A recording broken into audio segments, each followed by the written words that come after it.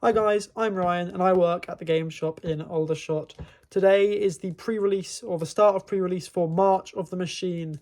March of the Machine is Magic's most recent set and it is the conclusion to the Phyrexian saga, an epic tale almost as old as the game of Magic itself.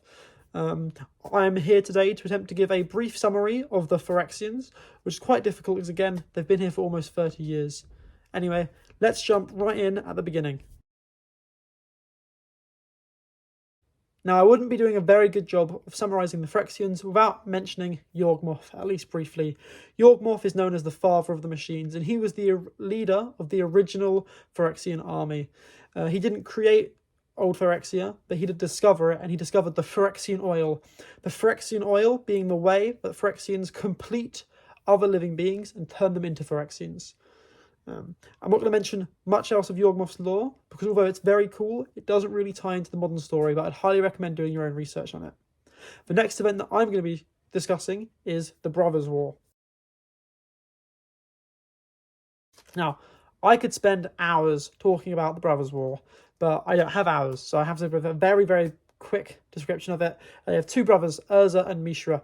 When they are younger, they discover a pair of stones and they mess with the stones and it opens a portal to Phyrexia. The two brothers both become very successful and eventually go to war with each other. During this time, Mishra is corrupted by Gix, who is an agent of YAWGMOTH. Urza eventually wins the war and goes on to defeat the Phyrexians and destroy old Phyrexia. Now, something else that Urza did was create Khan.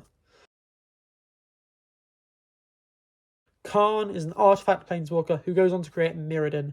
Mirrodin being an artifact plane with 5 suns, one representing each colour of mana. Unfortunately for Khan, he brings some Phyrexian oil into Mirrodin, and over thousands of years, the plane is converted into new Phyrexia. By completing Mirrodin's 5 suns, the Phyrexians, who'd previously only had access to black mana, now have access to all the colours of magic. We get to see how the Phyrexian philosophy differs when it's represented through each of the 5 colours, and this is best represented through the Praetors. The Praetors being the leaders of each of the different coloured Phyrexian factions. The white Praetor is Elesh Norn, the blue Praetor is Jin-Gitaxias, the black Praetor is Shieldred, the red Praetor is Urabrask, and the green Praetor is Vorinclex. The Praetors compete among themselves to be the leader of New Phyrexia, and eventually Elesh Norn becomes the leader. Now, Urabrask is a bit of a standout. Unlike the other Phyrexians, he isn't so keen on completing the multiverse, instead deciding to let other living beings continue to exist on their own without Phyrexian influence. The Phyrexians after this take a bit of a backseat in Magic's lore, constantly being in the background, but never being a main presence until Kaldheim. With the help of Planeswalker Tezzeret, the Phyrexians are able to travel the multiverse. Vorinclex, the green Praetor, is sent to Kaldheim in order to steal part of the World Tree. The World Tree being the tree that connects all the different planes in Kaldheim. Now, why did the Phyrexians want to steal part of the World Tree? I'll come to that in a bit. After the events of Kaldheim, the Phyrexians attempt to invade Dominaria.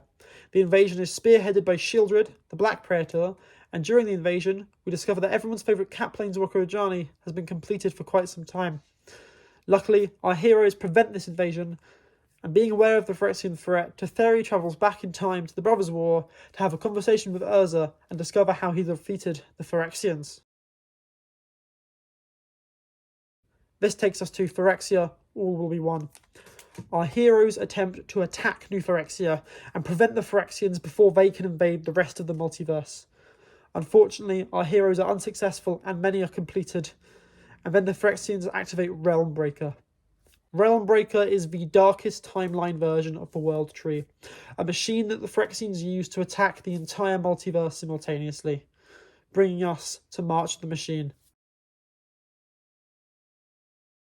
In March of the Machine, every single plane in the Magic multiverse is under attack.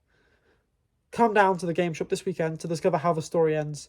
Can our heroes defeat the Phyrexians, or will the entire multiverse be completed?